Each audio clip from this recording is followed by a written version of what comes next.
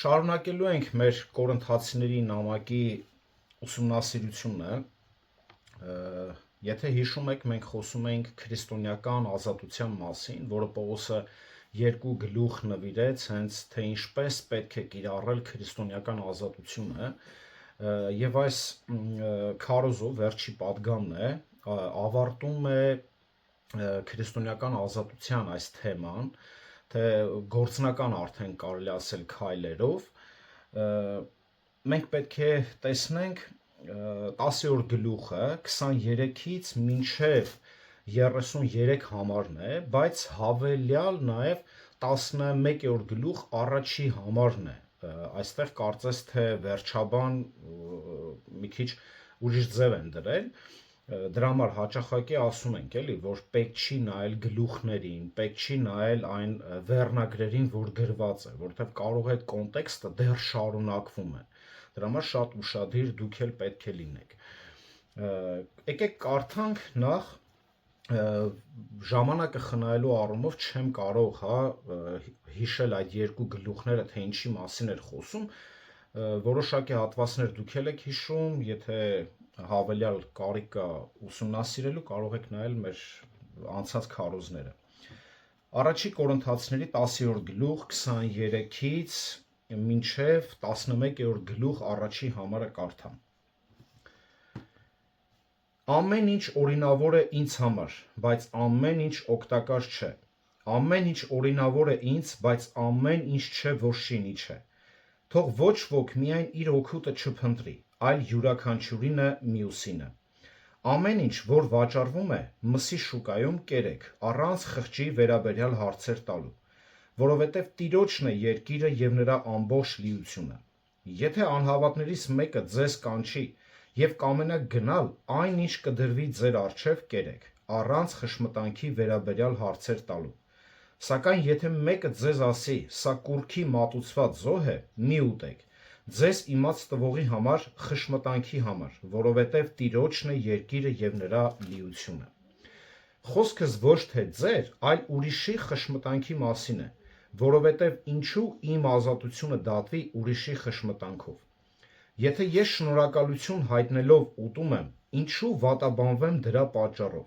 ինչի համար գոհանում եմ։ Ուրեմն թե ուտեք, թե խմեք, և թե ցանկացած գործ, որ անում եք, ամեն ինչ արեք Աստծո փառքի համար։ Գայթակղության պատճառ մի եղեք ոչ հրեաներին, ոչ հեթանոսներին և ոչ էլ Աստծո եկեղեցուն։ Ինչպես ես, որ ամեն բանում ամենքին հաճեցնում եմ, չփնտրելով անձնական շահը, այլ շատերինը, որպեսզի փրկվեն։ Ինձ հետևեցեք, ինչպես ես էլ Քրիստոսին։ Ամեն։ Գլխավոր միտքը այստեղ հետևյալն է՝ քրիստոնեական ազատությունը օգտագործել Աստծո փառքի համար։ Տեքստը բաժանել եմ 6 պունկտերի, 6 բաժինների, որոնց մասին էլ որ պետք է խոսենք։ Քրիստոնեական ազատության օգտագործման սկզբունքներն է այստեղ ցույց տալիս։ Առաջինը ինքնակառավարումը վեր է հաճույքից 23-րդ համարը, երկրորդ ուրիշների օգուտը առաջնային է, քան մերը 24-րդ համարը, ազատությունը օրինակազմ լինելուց վեր է 25-ից 27 համարները, չորրորդը ներողամտությունը վեր է դատապարտումից 28-ից 30 համարը, հինգերորդը քրիստոնեական ազատության նպատակը, 6-րդը քրիստոնեական ազատության ճիշտ օրինակը, ճիշտ մոդելը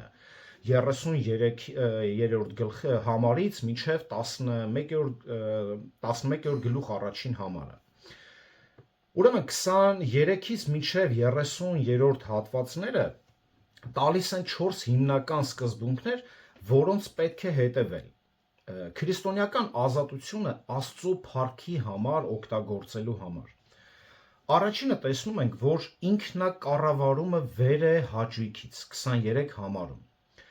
Այստեղ Պողոսն ամփոփում է այն, ինչ նա արդեն ասել է քրիստոնեական ազատության մասին։ Ամեն բան ինձ օրինավոր է։ Այս արտահայտությունը Պողոսը էլի էր օգտագործել իր քարոզներում, Բայց հավատացյալներից ոմանք հավանաբար օգտագործել են դա որպես նշանաբան արդարացնելու իրենց արած գործողությունները։ Այսինքն նրանք ինչ-որ գործողություններ են անում, որը ոչ քրիստոնյային վայել գործողություններ էր, բայց արդարացնում են։ Ամեն ինչ ինձ օրինավոր էր։ Այս արտահայտությունը, երբ Պողոսը ասում էր, դա չէր նշանակում բան, որը նման է մեղքի։ Այո, նա ասաց 6-րդ գլուխ 12-րդ համարում, որ ամեն բան ինձ օրինավոր է, բայց նա նաև հատուկ նշեց, որ անարդարները չեն մտնի Աստծո արքայությունը, եւ նշեց անարդարներին բնորոշ մեղքերի մի լայն ցուցակ, հենց հաջորդիվ 9-րդ եւ 10-րդ համարներում 6-րդ գլխի։ Ամեն բան ինձ օրինավոր է։ Այս արտահայտությունով Պողոսը նկատի ունի բաներ, որոնք Սուրբ Գիրքը հատուկ չի արգելում, բայց մեղքի տեսքել չունի։ Շինել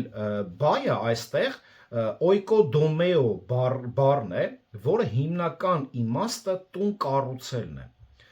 Բառացի կամ փոխաբերական իմաստով այս տերմինը վերաբերվում է ցանկացած շինարարության հետ։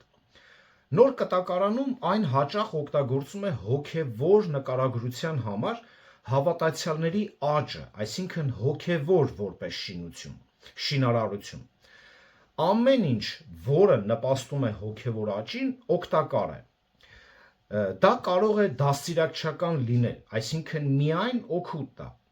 Մենք շատ ճանապարհներ ունենք շենանալու եւ շնորհով աճելու համար, որը մեր Տեր ու Փրկիչ Հիսուս Քրիստոսի գիտության մեջ է, ասում է 2 Պետրոս 3 գլուխ 18 համարը։ Բայց կան 4 հիմնական միջոցներ, որոնց միջոցով մենք կարող ենք աճել հենց Քրիստոսով։ Դրանցից առաջինը Աստծո խոսքն է։ Պողոսը դիմելով Եփեսացի երեցներին, ովքեր եկել են Միլետոսից վերջին անգամ տեսնելու իրեն, ասաց. «Եվ հիմա եղբայրներ, ձեզ հանձնում եմ Աստծուն եւ նրա շնորհի խոսքին, որը կարող է ձեզ կերտել եւ ձեզ ժառանգություն տալ բոլոր սրբվածների հետ»։ Գործք առաքելոց 20-րդ գլուխ 32 համարը։ Իդեպ հենց այս հատվածից ենք մենք վերցրել մեր շնորհի խոսք եկեղեցին։ Ասում է Աստծո խոսքը մեր շինության գլխավոր միջոցն է։ Երկրորդ Տիմոթեոս 3 գլուխ 16-17 համարում։ Կարդամ. Ամբողջ գիրքը Աստծո շունչն է եւ օգտակար վարդապետության, հանդիմանելու, ուղղելու եւ արդարությամբ խրատելու համար, որպեսզի Աստծո մարդը կատարյալ լինի, ամեն մի բարի գործի համար պատրաստված։ Երկրորդ միջոցը քարոզելն է եւ ուսուցանելը։ Ավելի ուշ նույն նամակում Պողոսը խորհուրդ է տալիս կորինթացիներին ավելի քիչ անհանգստանալ լեզուներով խոսելու պարգևի մասին եւ ավելի շատ ուշադրություն դարձնել մարգարեությանը, որը կոնտեքստում նշանակում է քարոզչությանը, որ մարգարեություն այստեղ հենց սրա մասին է խոսքը գնում, որը խոսում է մարդկանց հետ շինելու, հորդորելու, մխիթարելու համար։ Առաջի Կորինթացիների 14-րդ գլուխ 3-4 համարներում։ Երրորդ միջոցը սերն է։ Գիտելիքը կարող է, ասում է, մեզ հպարտացնել եւ ամբարտավան դարձնել, մինչդեռ սերը շինում է մեզ։ Նույն օյկոդոմեո բառն է գրված հենց առաջի Կորինթացիների 8-րդ գլուխ 1-րդ համարում, որտեղ որ ասում է գիտությունը կարող է մեզ հպարտացնել։ Չորրորդ միջոցը հնազանդ ծառայությունն է։ Քրիստոնեական դաստիարակության նպատակը, որը հենց գրում է Պողոսը Եփեսացիների 4-րդ գլուխ 12-րդ համարում։ 4 գլուխ 12-րդ համարում։ Ուրեմն սրբերի կատարելության համար, ծառայության գործի համար, Քրիստոսի մարմնի, ասում է, շինության համար։ Հոգևոր օգուտ եւ շինություն ստանալու եւ այն ուրիշներին փոխանցելու ցանկությունը քրիստոնեական հասունության հենց նշան է։ Պողոս առաքյալն ասաց Եփեսացի երեցներին, որ չի թաքցրել նրանցից ոչ մի օգտակար բան։ Գործք Առաքելոց 20-րդ գլուխ 20 համարում, այսինքն ինչը որ օգտակար է մեր հոգևոր շինության համար, որը որ տանում է մարդուն դեպի փրկություն, այդ ամբողջ իմաստությունը, գիտությունը Պողոսը փոխանցում էր, առանց որևէ բան թաքցնելու։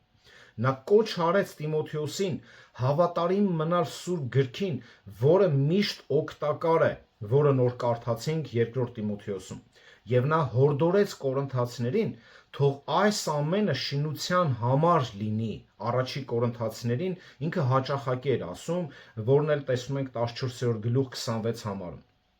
Սա էր Պողոսի ծառայության հիմնական նպատակը՝ նպաստել հավատացյալների դաստիարակությամբ, այսինքն շինությամբ։ Կարդանք 2 Կորինթացիների 12-րդ գլուխ 19 համարը։ Արդյոք կարծում եք, թե մենք մեզ արդարացնում ենք ձեր առջև, մենք Քրիստոսով Աստծո առջև ենք խոսում եւ ամեն ինչ սիրելիներ ձեր շինության համար ենք անում։ Դիմելով բոլոր քրիստոնյաներին Պողոսը նաև կոչ է անում Եփեսոսի թղթում նույնպես 4 գլուխ 29-րդ համարում ասելով. Երբեք ձեր բերանից ապականնող խոսակցություն դուրս չգա, այլ ինչ շինության համար բարի ու պիտանի է, որպեսզի լսողներին շնորհով լցնի։ Երբ մենք պետք է որևէ որոշում կայացնենք գործնական կյանքի վերաբերյալ, մենք նախ պետք է ինքներս մեզ հարց տանք, թե արդյոք մենք ունենք այդ իրավունքը դա անելու։ Եթե դա գրված չէ Սուրբ գրքում, պատասխանը այո է։ Բայց այնուհետև մենք պետք է տանք հաջորդ հարցը. արդյոք դա օգտակար է, շենացնող, արդյոք սա շենացնում է մեզ եւ ուրիշներին։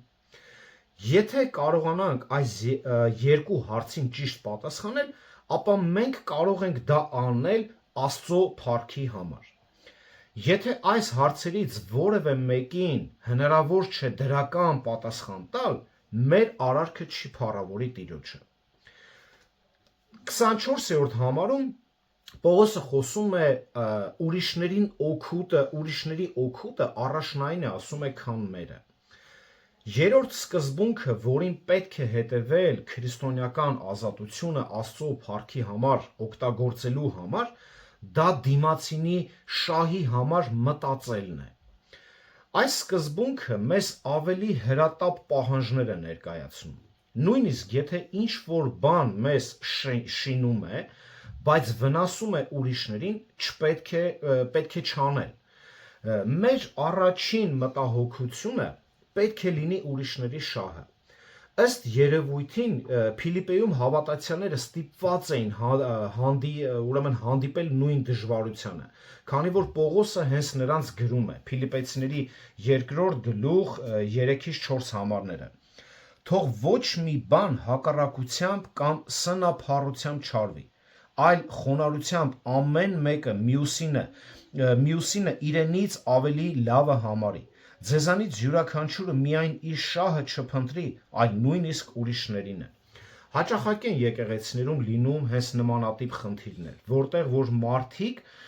մեր օրերում էլ պակաս չի, որտեղ որ մարդիկ անընդհատ իրենց շահը ավելի շատ են փնտրում, առհամարելով դիմացինի շահը, այսինքն չեն մտահոգվում նրանց մասին։ Ինձ այս պահին սա է ձեռ տալիս, ինձ այս պահին սա է պետք, ինձ այս պահին սա է կարևոր եւ կարծես թե առհամարում են արդեն դիմացինի կարծիքը, վերաբերմունքը, ինչպես կնայի, ինչպես կվերաբերվի, ինչ կարծիք կունենա իմ մասին։ Սա կարծես աշխարհիկ մտածելակերպ է, աշխարհն է այդպես, չէ՞։ Կներեք արտահայտության համար ասում է թքած ունեմ դիմացինի կարծիքի վրա, ոչ, հավատացյալի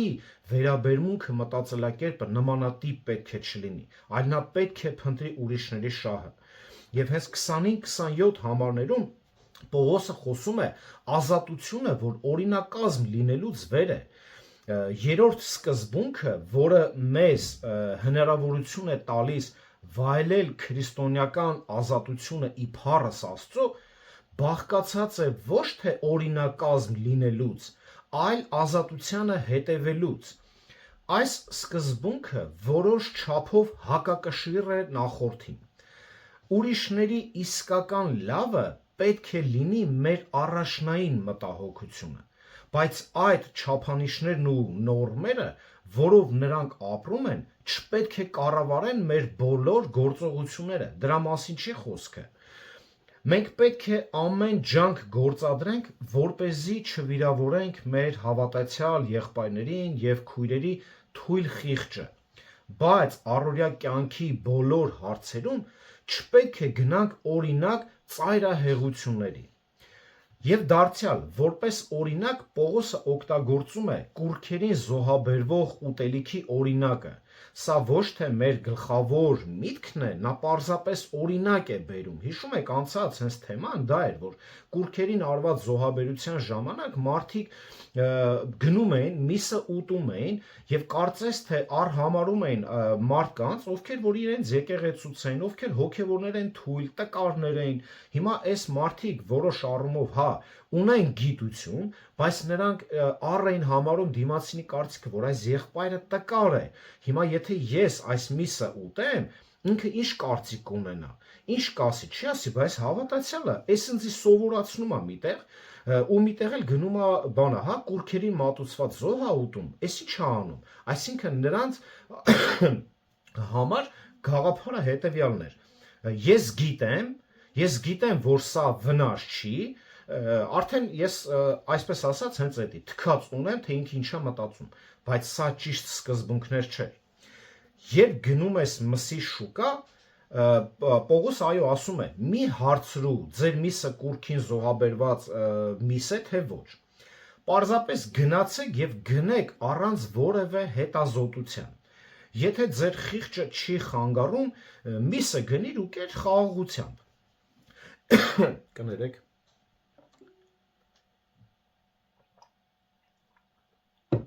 Ինչի գնա ու կեր խաղաղությամբ, Պողոսը մեջ բերում է անում Սաղմոս 24-ի 1-ը ասելով,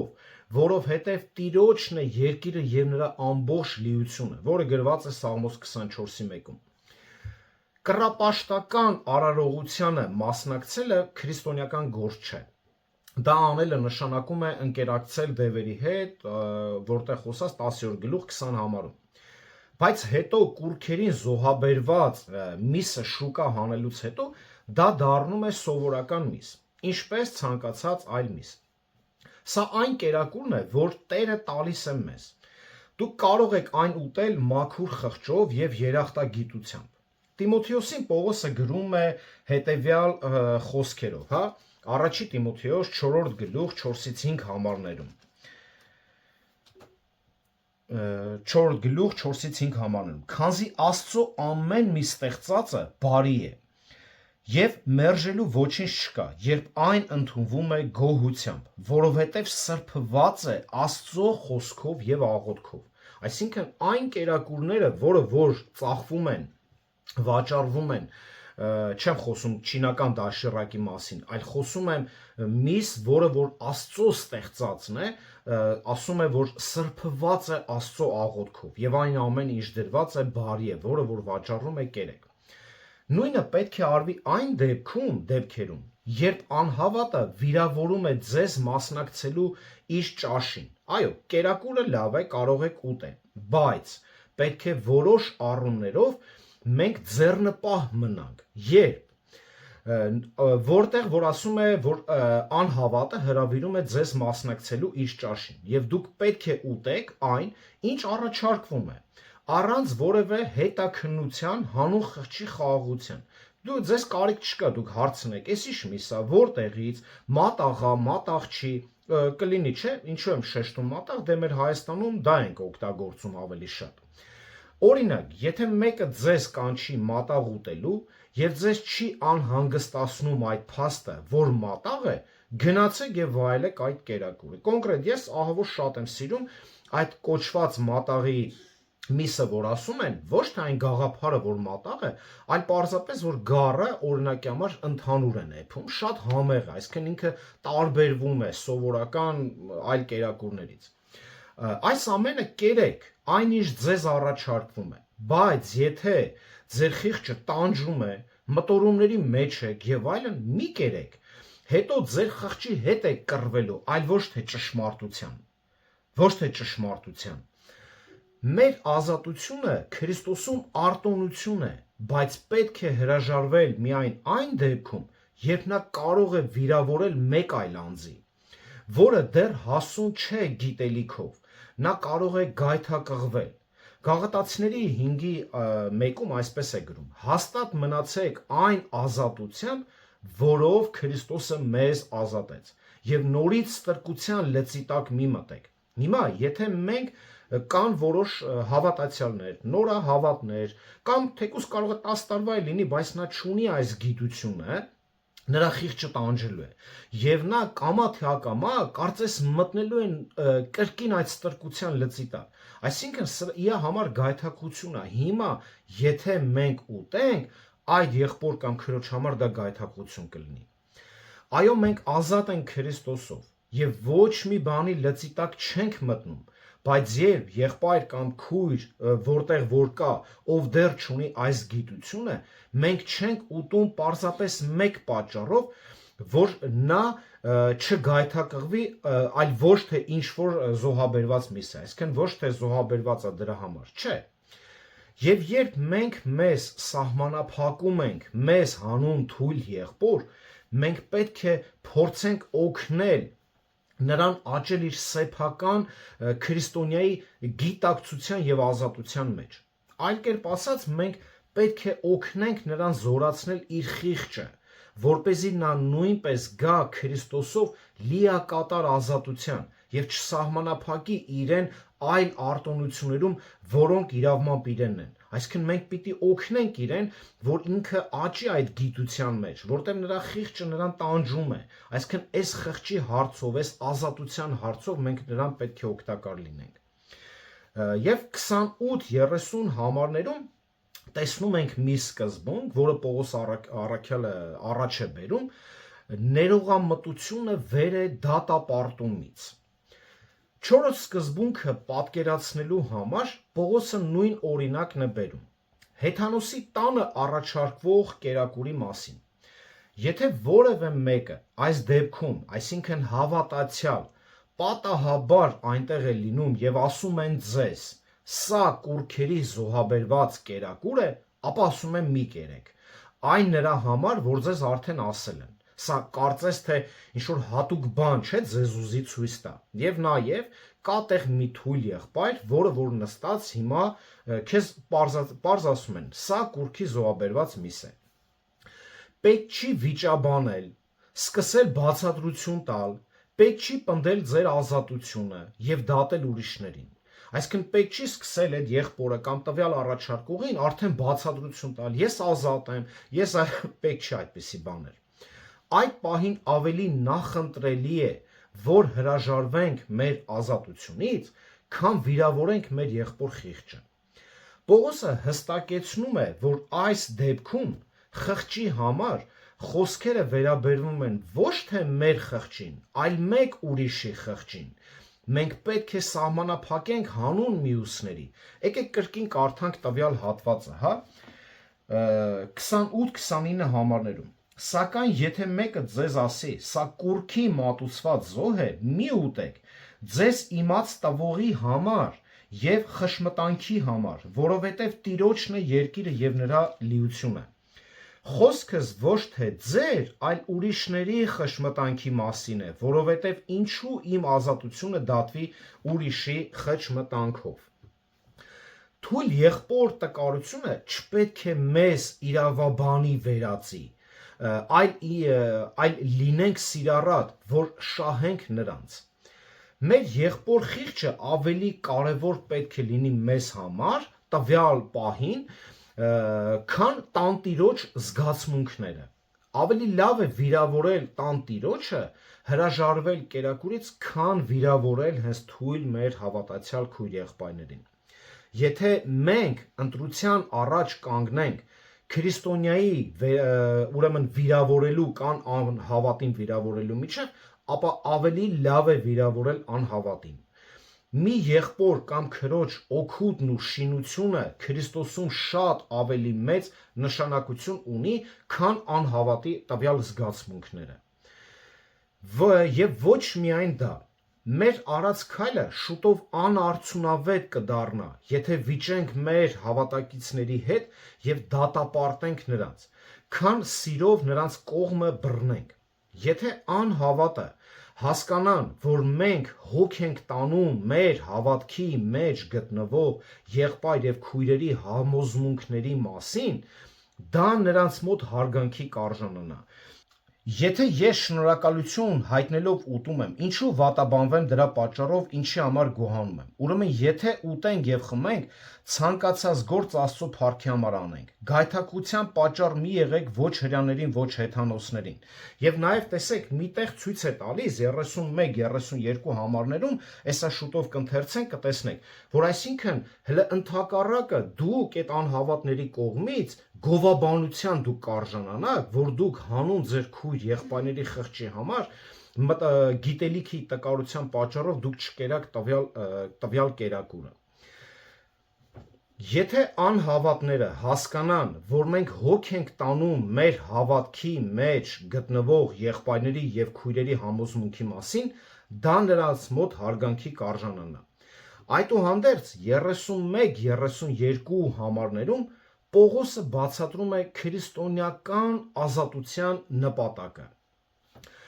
Այնինչ Պողոսն այստեղ ուզում է ասել, եւ այնինչ Աստվածաշունչն ասում է բոլոր դարաշրջանների հավատացյալներին, ամփոփված է հենց 31-րդ համարում։ Ինչ էլ որ անեք, ամեն ինչ արեք Աստծո փառքի համար։ Աստված մարդուն ստեղծեց իրեն փառաբանելու համար, եւ գլխավոր նպատակը մարդկային կյանքը Աստծուն փառաբանելն է։ Անկում ապրած մարդը չի կարող նման նպատակ ունենալ, քանի որ չի ճանաչում Աստծուն եւ չունի աստվածային բնությունը Հիսուս Քրիստոսի միջոցով։ Կխնդրեմ չափազանց ուշադիր լինեք այս հատվածը։ Մեր քրիստոնեական ազատության զգույշ եւ անձնուրաց օգտագործման նպատակը մեկն է՝ փառաբանել Աստծուն։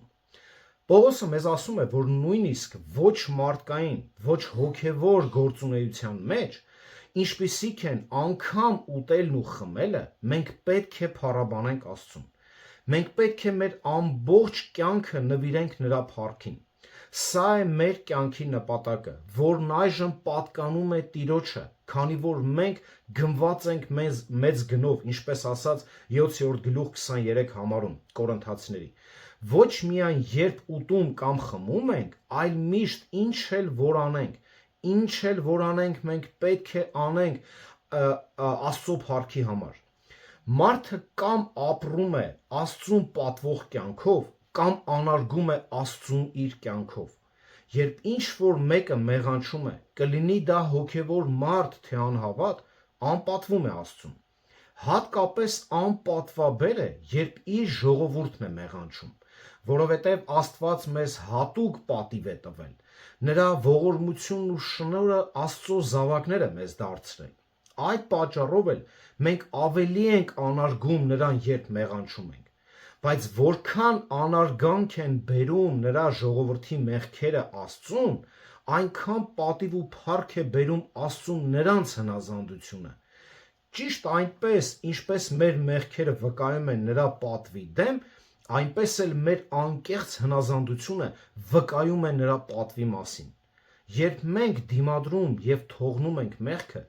մենք փառաբանում ենք մեր երկնային Հորը։ Երբ մենք օգտագործում ենք մեր քրիստոնեական ազատությունը Տիրոջ համար եւ նրա զավակների համար, մենք ավելի ենք փառաբանում Տիրոջը։ Մենք պետք է ապրենք այնպիսի կյանք, որը լինի այնքան արդար, անձնուրաց եւ լի սիրով կյանք, որպեսզի գայթակղության պատճառ չլինի ոչ հրյաներին, ոչ հույներին, ոչ էլ Աստծո եկեղեցուն։ Այս 3 խմբերը ներառում են ամբողջ մարդկությունը։ Մեր հավատացյալներիս ոչ մի արարքը չպետք է խանգարի անհավատներին գալ դեպի Աստված, անկախ նրանից թե նա ով է, կամ գայթակղեցնել Քրիստոսով տկար եղբայրներին։ Առաջի Պետրոս 2 գլուխ 11-12 համար այսպես է ասում։ Առաջի Պետրոս 2 գլուխ 11-12 համարը։ Սիրելիներ, աղաչում եմ, որպես պանդուխներ ու օտարականներ, հեռու մնացեք մարմնավոր ցանկություններից, որոնք պատերազմում են հոգու դեմ։ Հեթանոսների մեջ, տեսեք, հեթանոսների մեջ ձեր վարքը բարի պահելով, որպեսզի եթե ձեզ բամբասեն իբրև չարագործների, ձեր բարի գործերը տեսնելով փառաբանեն Աստծուն նրա այցելության օրը։ Շատերը վիրավորվում են Սուրբ Գրքից, եւ սա նրանց խնդիրն է։ Բայց եթե նրանք վիրավորվում են մեր ապրելակերպից, դա մեր խնդիրն է, եւ սա անարգում է Տիրոջը։ 33-ից մինչև 11-րդ գլուխ առաջի համարներում կուզեմ ավելի ուշադիր լինեք, որը ցույց է տալիս քրիստոնեական ազատության ճիշտ այս օրինակին, որն էլ Պողոս առաքյալն է։ Որն է ազատ քրիստոնյայի տեսակը, իրական ազատ քրիստոնյայի տեսակը։ Եկեք կարդանք, նոր ամփոփենք, նոր բացատրենք։ Ինչպես ես, որ ամեն բանում ամենքին հաճեցնում եմ, չփնտրելով իմ անձնական շահը, այլ շատերինը, որպեսզի փրկվեն։ Ինձ հետևեցեք, ինչպես ես էլ Քրիստոսին։ Պողոսը եզրափակում է քրիստոնեական ազատության թեման այս բաժնով, որն ավարտվում է 11-րդ գլխում գործնական խորհուրդներով, թե ինչպես հետևել քրիստոնեական ազատության սկզբունքներին եւ կիրառել, որովհետեւ առաքյալն ապրում էր այնպես, որ ամեն ինչում գոհացնում էր բոլորին, ոչ թե իրենը փնտրելով, իր օգուտը փնտրելով, այլ շատերի օգուտը, որպեսզի նրանք կարողանան փրկվեն, ահա նպատակը։ Այդ պատճառով էլ նա կարող էր վստահորեն խորհուրդ տալ կորինթացիներին, որ իրեն նմանվեն։ Տարուկես Պողոսը ապրում եւ ծառայում էր Կորինթոսում ու լավ գիտեր Կորինթացի հավատացյալներին, նաեւ Կորինթոսի հավատացյալները լավ գիտեին Պողոս առաքյալին։ Նրա նպատակն էր մարդկանց տանել դեպի փրկություն։ Այդ իսկ պատճառով Պողոսը պատրաստ էր հրաժարվել ամեն ինչից, որպեսզի շատերին շահեր։ Եկեք կարդանք 9-րդ գլուխ 13-ից 23 համարները, հա։ 19-ից 23 համարները։ Որովհետև ամենքից ազատ լինելով, ես ինձ բոլորի ծառա դարձրեցի, որպեսզի շատերին շահեմ։ Հրյաների հանդեպ հրյայի պես եղա, որ հրյաներին շահեմ։ Օրենքի տակ եղողների հետ օրենքի տակ եղողների պես եղա, որ օրենքի տակ եղողներին շահեմ։ Օրենքը չունեցողների հետ օրենքը չունեցողների պես եղա, ոչ թե Աստծո առջև առանց օրենքի, այլ Քրիստոսի օրենքի տակ էի, որպեսզի օրենքը չունեցողներին շահեմ։ Թույլերի հետ թույլերի պես եղա, որ թույլերին շահեմ։ Ամենքի հետ ամեն ինչ եղա, որ կարողանամ բոլոր միջոցներով ոմանց փրկել։ Եվ այս անում եմ ի սեր ավետարանի, որպեսզի ես էլ ձեզ հետ մասնակից լինեմ նրան։ Ահա թե Պողոս առաքյալը ինչպես էր ապրում իր քրիստոնեական կյանքը։ Ովքեր չեն դիտել այս քարոզը, կարող են մի քանի քարոզ հետ գնալ, որի մասին շատ մանրակրկիտ խոսացել եմ։ Պատճառը, թե ինչու Պողոսը կարող էր այդքան վստահորեն խոսել ընդհանրապես իր քրիստոնեական կյանքի հաջողության եւ հատկապես քրիստոնեական ազատության ճիշտ օգտագործման մասին, այն էր, որ նա ընդօրինակում էր Քրիստոսին։ Ինչ է ասում բանը 11-րդ գլուխ առաջի համարում։ Ինձ հետևեցեք, ինչպես ես Քրիստոսին, ահա թե իր արած արտահայտության վստահությունը որտեղ է հենց կայանում։ Քրիստոս ուրեմն ամենաբարձր եւ լավագույն օրինակն էր Քրիստոսը, ով իր իրավունքներից հրաժարվեց հանուն ուրիշների։ Փիլիպեցիների նամակում գրում է հենց Պողոս առաքյալը, Փիլիպեցիների 2-րդ գլուխ 7-ից 8 համարները։ Քրիստոսի մասին է խոսում, այլ իր անձն ունայնացրեց ծառայի կերպարանք առնելով մարդկանց նման եղավ եւ մարդու կերպարանքով լինելով ինքն իրեն խոնարհեցրեց, մահվանը հնազանդեցրեց, անգամ խաչի մահով։ Եվ սրա ամբողջ նպատակը ո՞րն էր։ Քրիստոսի ամբողջ նպատակը ո՞րն էր։ Մարդկության փրկությունը, ճիշտ է։ Հիմա մեր նպատակը ինչ պետք է լինի։ Հետևել Քրիստոսին, ոնց իր անձը ուրացավ հանուն մարդկության փրկության համար։ Պողոսը կոչ արեց կորինթացիներին ընդօրինակել իրեն։ Ինչպես նա էր ընդօրինակում Քրիստոսի աստվածափառ խոնարհությանը։ Նա այս արտահայտությունն արեց իր թղթերում 3 անգամ։ Առաջինը առաջի Կորինթացիների 4:16-ում, Փիլիպպեցիների 3 գլուխ 17 համարում, առաջի Կորինթացիների 4:16 համարում, բայց այստեղ այսպես է գրում. ուրեմն աղաչում եմ ձեզ, որ ինձ նմանվեք, այսպես է գրում։ Մեր հատվածում, որ ուսումնասիրում ենք, նաև Փիլիպպեցիներում, մեր գրքում այսպես է գրված. եղբայրներ, իմ հետևորդը եղեք, բայց բնագրում օգտագործում է սումեմիտեիս բայը, որը նշանակում է ինձ ընդօրինակեք։ Եվ մեր հատվածում այստեղ խոսում ենք նույնպես նույն բայն է օգտագործում միմեթեիս։ Պողոսի արած արտահայտությունը փաստեր էր պահանջում, չէ՞։ Ոնց կարող ես դու անել մի արտահայտություն, ինձ նմանվեք, բայց չունենաս փաստեր։ Այո, եթե նա չապրեր այդ կյանքը, նա համարձակ չէր լինի այս արտահայտությունը անելու, չէ՞ որ տարիուկես տեսել էին արդեն նրա կյանքը Պողոսի։ Նա նույն վստահությամբ խոսեց Փիլիպպեցիների նամակում 3 գլուխ 17 համարում, նաև առաջի գլուխ 21 համարում, ինձ համար ասում է ապրելը Քրիստոս է։ Սա ցույց է տալիս, որ նա բոլոր տեղերում կլինի Փիլիպպեցիների մոտ, Կորինթացիների մոտ, բոլոր տեղերում նույն կյանքն էր ապրում։ Կային չէ 2 երեսով հավատացյալներ, եկեղեցում սուրբ են, փողոցում պիղծ են, բայց Պողոսը տեսնում ենք, որ իր բոլոր քաղաքներում կարող էր նույն կյանքը ապրել եւ իր կյանքով վկայել եւ այդ վստահությամբ անել այս արտահայտությունը։ Հիմա հարց. որքանս կարող ենք համարձակ մեր շրջապատին, բարեկամներին եւ ընտանիքին քարոզելով անել այս արտահայտությունը։ Ինձ հետևեցեք, ինձ նմանվեցեք, ինչպես ես էլ Քրիստոսին։ Ինչու շեշտեցի ամենամտերիմ մարդկանց, որովհետև նրանք ամենալավն են մեզ ճանաչում։ Ամենալավն են մեզ ճանաչում։ Արդյոք այնինչ որ խոսում եմ, ես ապրում եմ դա։ Եվ ինչպես կասեր հենց մեր սիրելի Դան Ատչերչը դասախոսը, այնինչ քարոզում ես, նախ ապրիր այդ խոսքերը, որպեսզի լինես բարի վկայություն։ Իսկ եթե այնինչ քարոզես ու չապրես, լսողների թիվը կհասնի նվազագույնի։ Անկամ ընտանիքիդ մեջ, երբ որ դու խոսաս, քեզ լուրջ չեն վերաբերվի, քո ամենամտերիմ հարազատը։ Եվ եկեք նայենք մի քանի գործնական քայլեր եւ ավարտենք։ Առաջինը ձեր առօրյա գործողությունները թող լինեն օգուտի համար ոչ միայն ձեր, այլ նաև դիմացինի, որովհետև մեր նպատակն է նաև ուրիշներին տանել դեպի Աստված։ Անհրաժեշտության դեպքում զրկեք ձեզ այդ պահին թեկուզ օգտակար բանից, որպեսզի շահեք ձեր եղբորը։ Դա փառք կբերի հենց Աստծուն։ Երկրորդ, ամեն ինչը վաճառվում է, ասում է կերեք։ Բոլորը Տերը սրբել է իր աղոթքով, բոլորը մաքուր կերակուր են։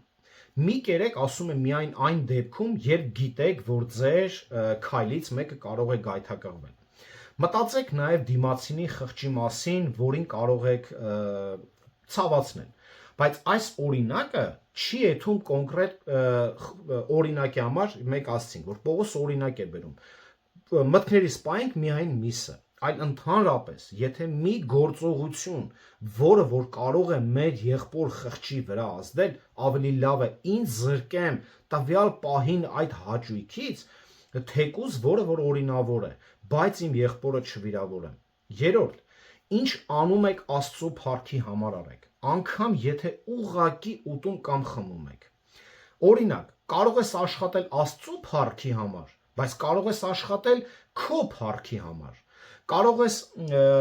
ուտել, խմել Աստծո փառքի համար եւ կարող ես ուտել ստամոքսդ մեծացնելու ագահությամբ։ Դրանք տարբեր գաղափարներ են։ Այսինքն, եթե դու ուտում ես գոհունակությամբ, շնորհակալությամբ, դա անում ես Աստծո փառքի համար, որտեվ գիտես, որ ամբողջ երկիրը Տիրոջին է պատկանում եւ ամբողջ լիությունը նրան է, եւ դու իրենից պետք է գոհություն հայտնես, բայց կան նաեւ այսպես կոչված բգլիկներ, ովքեր իրանք ագահություն ունեն իրենց մեջ եւ ոչ թե գոհունակություն։